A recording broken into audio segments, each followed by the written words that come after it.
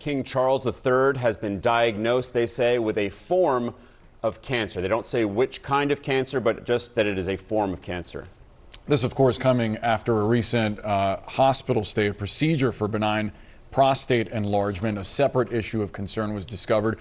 And we are getting reaction from leaders across the United Kingdom, including the British Prime Minister, Rishi Sunak, posting to social media, quote, "Wishing His Majesty a full and speedy recovery. I have no doubt he'll be back to full strength in no time, and I know the whole country will be wishing him well." We also have reaction from the leader of the opposition Labour Party, Keir Starmer, posting to X, quote, "On behalf of the Labour Party, I wish His Majesty all the very best for his recovery. We look forward to seeing him back to swift, full health." Obviously, with an ambiguous announcement in terms of the kind of cancer, we were just talking to Dr. Jonathan Reiner, it leaves a lot of questions as to what the treatment is going to look like and whether he'll be able to really operate in his full capacity, even given the way that they've shared that his diagnosis is going to alter his duties. Yeah, this statement from Buckingham Palace says that he has been advised by doctors to scale back those public-facing duties, but making clear that he will continue, quote, "to undertake state business and official paperwork as usual." What's interesting here, Boris, is that they do seem to be walking a line of transparency without revealing all of the details that they know. We have had we've just seen King Charles come out of the hospital after a stay there for that prostate enlargement issue that he had. And that was a remarkable moment of transparency with the British public, that he told them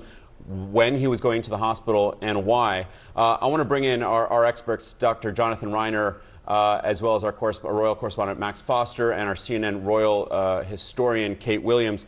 Max, to you first. On this attempt by the palace to both be transparent but also keep some of the details private. I'm looking at the last line of this statement from Buckingham Palace. His Majesty has chosen to share his diagnosis to prevent speculation.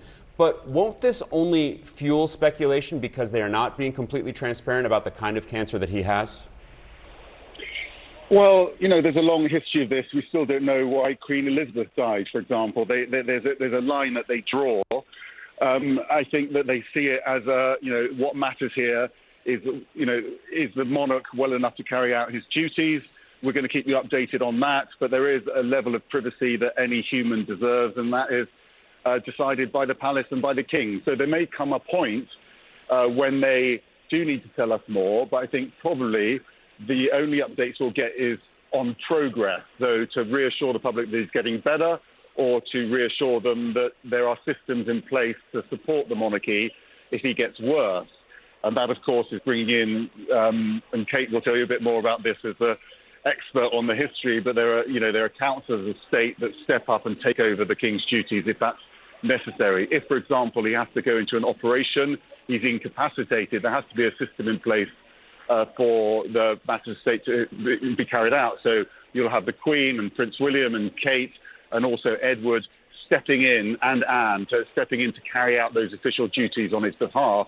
But really, it's down to Prince William who will be taking the lead if that does happen. So I think they're much more focused on that than revealing the exact details. And it could be that they don't want to, it could be something that people associate as a very serious, degraded illness, and they might have it in check, and they don't want to worry the public that things are going to get much worse, much more quickly than they actually are. So they will be taking a lot of advice from the king's doctors and the consultants as well.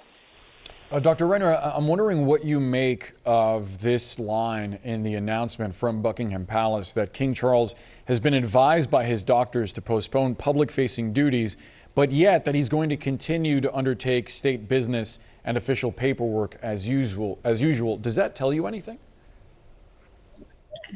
Well, basically, it says that they don't want him to travel or to engage in sort of vigorous schedules, but he can basically work from home. And if we go back and look at the timeline following the king's recent hospitalization for his prostate cancer, remember that he was kept for an unannounced third day. So they kept him for an extra day, which leads me to wonder whether that extra day was to work up this diagnosis. And also, makes me wonder when this diagnosis was made, and very likely it was made during that initial hospitalization the week before last. Kate Williams, how does it work when a regent, when the monarch is incapacitated? Surely there are instances in the past when surgery is performed or they are out of commission in a variety of ways. We should know that the statement here from Buckingham Palace is certainly making it sound like he will continue with a significant portion of his duties. But what are you expecting to see, given that his doctors have told him to scale back these public-facing duties? And if things were to get worse and more serious, what would we see in terms of others stepping in? Yes, this is a big and important constitutional situation here, and it's one that we haven't seen for a long time, potentially, because the Queen, she was always in good health throughout her reign until the very end, and her own father, it was kept very secret, George VI, when he was very ill from cancer and dying.